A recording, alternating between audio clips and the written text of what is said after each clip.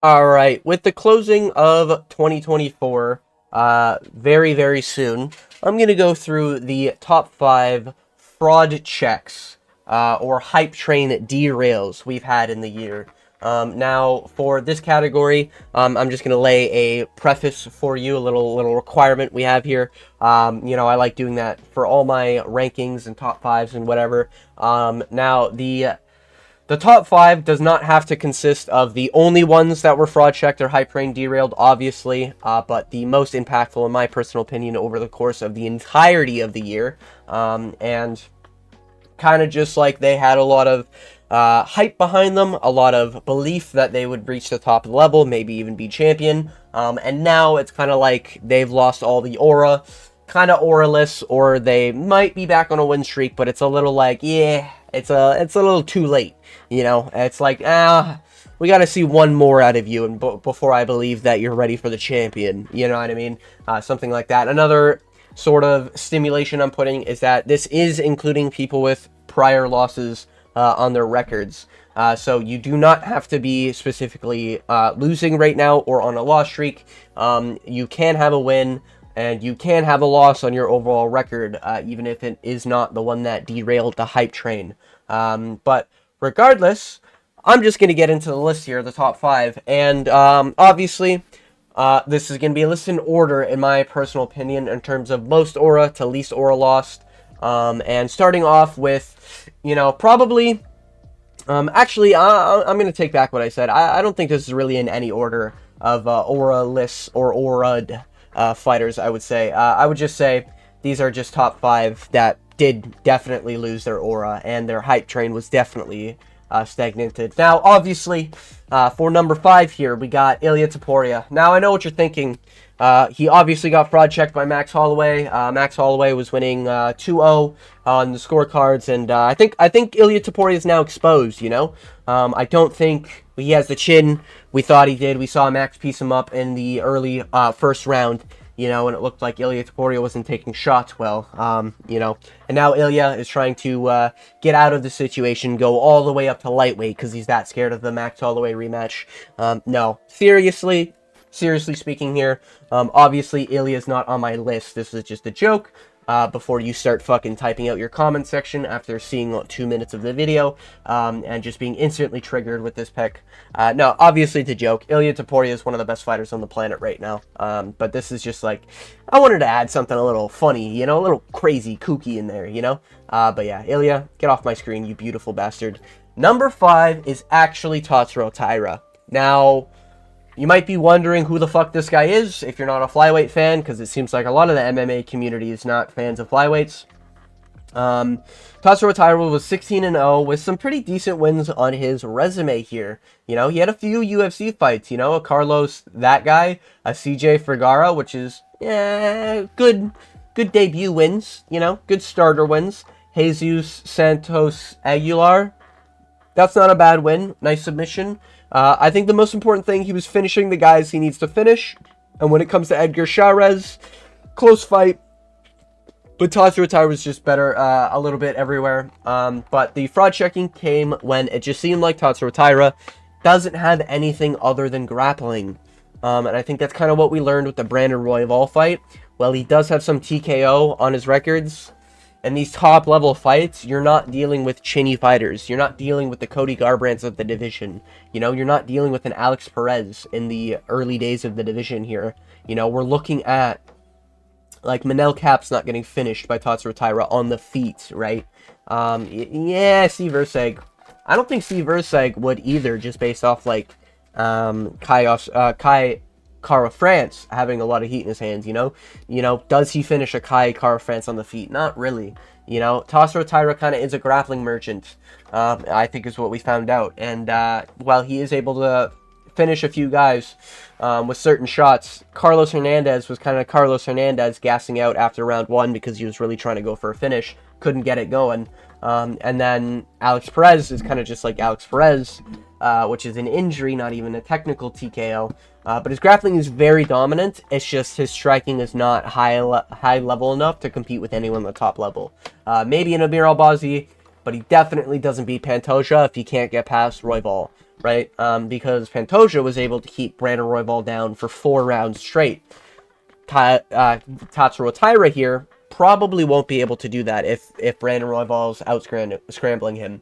Now, he is still young. He still got steam on him, right? But I just don't want this to end up being a Song Yadong case where he ends up getting thrown to the wolves a little too early in featherweight. Or sorry, in flyweight. And because he's thrown to the wolves so early, he just ends up being this mediocre fighter who's not really cracking the top 5 anytime soon. After this loss, of course, right? Because now he's going to have to fight a contender, unless they really want Japan up there on the main stage.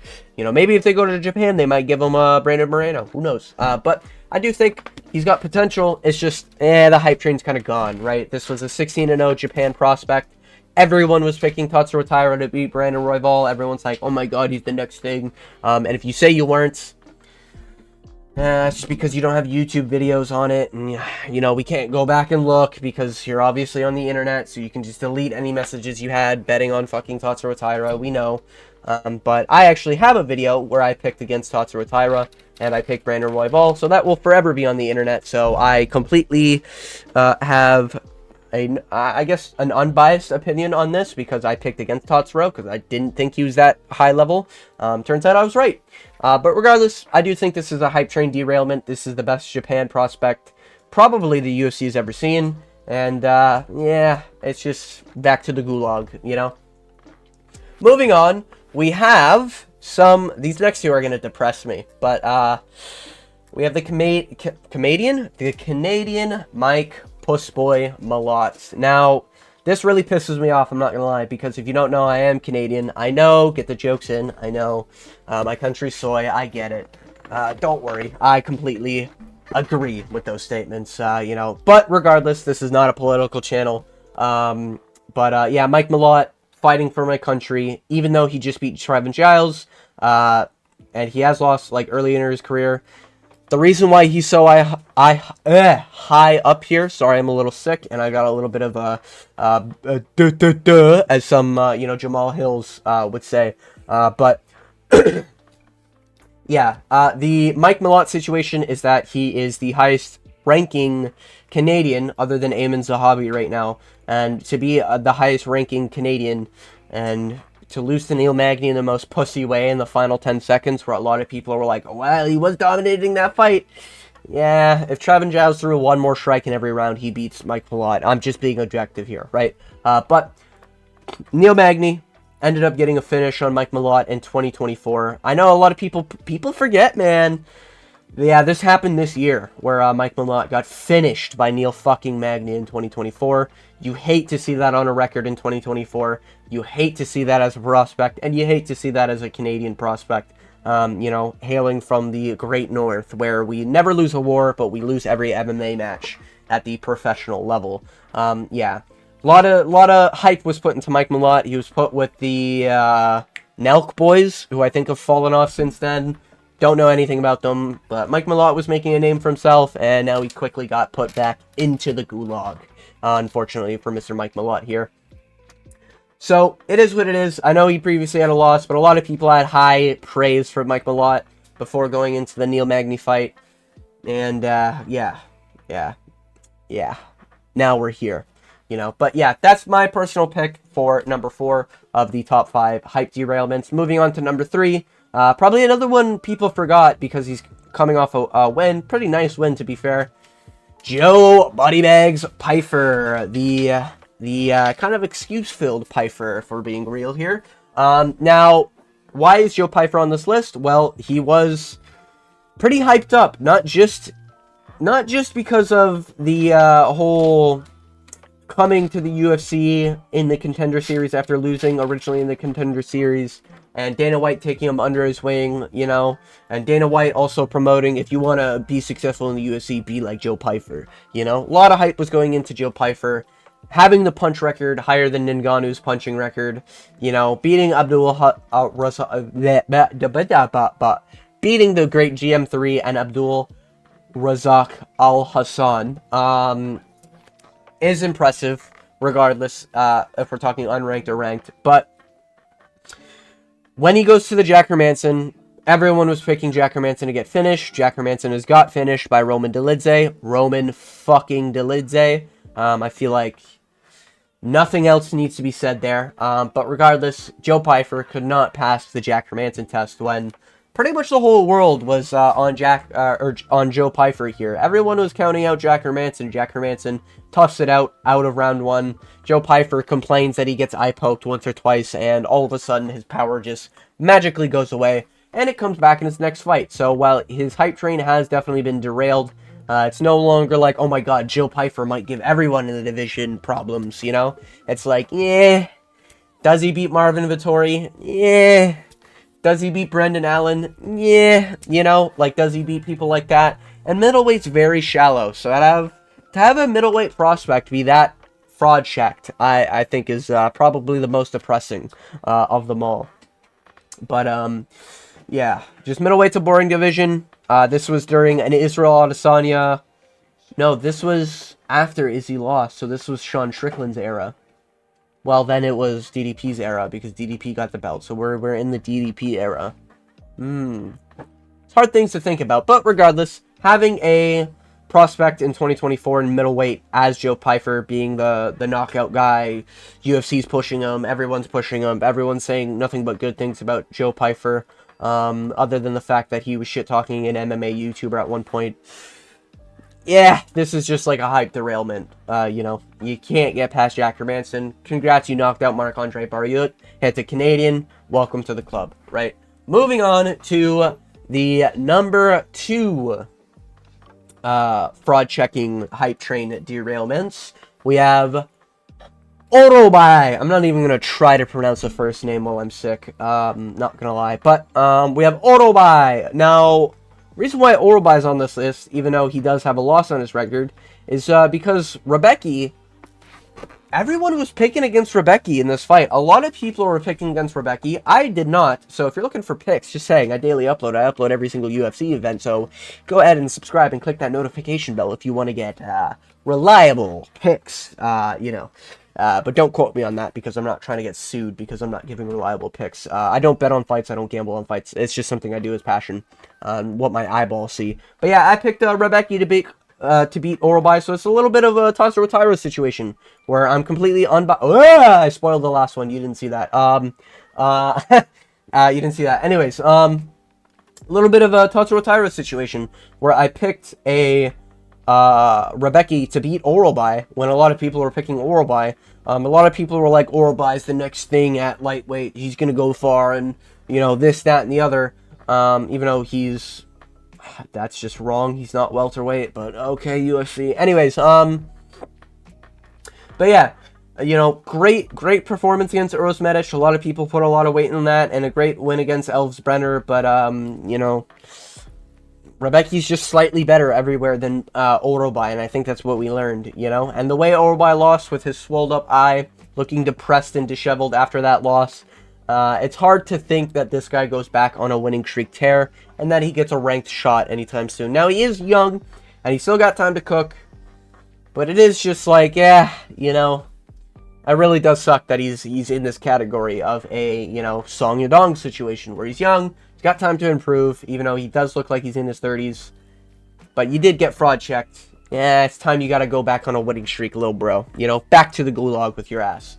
Now, this last one I have at number 1 for me personally, just because all the aura, as far as I'm concerned, is removed, especially going into his next guaranteed fight. And ironically, he hasn't lost the fight yet. None other than Shavkat Rakhmonov. The reason why I would say he got fraud checked, not necessarily fraud checked, but this is definitely a hype train derailment here. Before the Ian Gary fight, there were some people saying that Shavkat's stand-up is a little overrated, Shavkat's ground game is a little overrated, stuff like that. But nonetheless, you still have to admit this guy had 18 wins with 18 finishes. No one's done that in the UFC ever. That's never happened before. He had the most finishes on a record going into the Ian Gary fight, and now he did stink up the fight by making it a clinch fest for 5 rounds. However, you know, sometimes when you're against good opponents, you have to make it a clinch fest. Good Example, I would say, is, Adrian Moraes, Demetrius Johnson, 3, that was a pretty heavy clinch fest, but regardless, I mean, it was still a pretty good fight to watch, but Ian Gary, Shavkat, I don't think this fight was close. Some people are saying it was really close because Ian Gary could have won that fight. No, he couldn't have. Just because he got close to the submission and he's vegan and soy, and the only reason why he couldn't finish that submission is because he's vegan, does not mean we say, oh, Ian Gary almost won that fight. No, he didn't. He clearly lost that fight. Let's just be objective here, guys. But Rakhmonov going into a title fight, having his first fight go to decision, yeah, not a good look. Having it be mainly a clinch fest, not a good look, He did land 1 or 2 good strikes on Ian Gary, but now we got to question if that really does knock out the great 38-year-old Bilal Muhammad, right? These are the questions we got to ask going into the title fight. But I do think Rakhmonov does deserve the title fight at this point in time. This is before the Joaquin Buckley-Colby Covington fight, so maybe that opinion changes. But regardless, I think Shavkat has easily had the biggest hype derailment. This went from a narrative of, oh, I think he smokes Bilal Muhammad, from a good 90% of the community, to, I don't know if he beats Bilal Muhammad now, from a good majority of the 90% of the community. I think everyone is willing to be like, Bilal's got a better chance than I thought. And I think that's where the hype train kind of derails, For someone to be on a hype train, I would consider it to be like, put any name in front of them, and because of the hype train, you were obviously still on it, being like, oh, he beats that guy. Ilya Topuria hype train, he beats Islam Makhachev. That's kind of like where we're riding, right? That's kind of where we're looking at, right? Like a Peyton Talbot hype train, he's beating Hani Barcelos type shit, you know what I mean? So that's kind of what I consider to be a hype train. If you disagree with that, it is what it is. Sucks to be you. No, just saying. But pretty much all I wanted to say. I wanted to get my top 5 hype train derailments of the year. There was a lot of fraud checks. There's a lot of names I could have put on this list, to be honest with you. But these are probably my top picks. I definitely think there's some very deserving ones here that some people might have forgot about because this year has been so filled with a shit ton of fraud checks. We had the Basharat brothers, we had Robelis de Spain, we had a lot of shitty performances this year, but I do think there are some that stand above the rest, and these are just my personal opinions at the end of the day. Now, with all that being said, kind of all I wanted to talk about, but if you're new around here, I daily upload, so go ahead, click that subscribe button. I'm slowly, building my empire, but yeah, with all that being said, I want to thank you for watching, and as always, I hope you have a great day.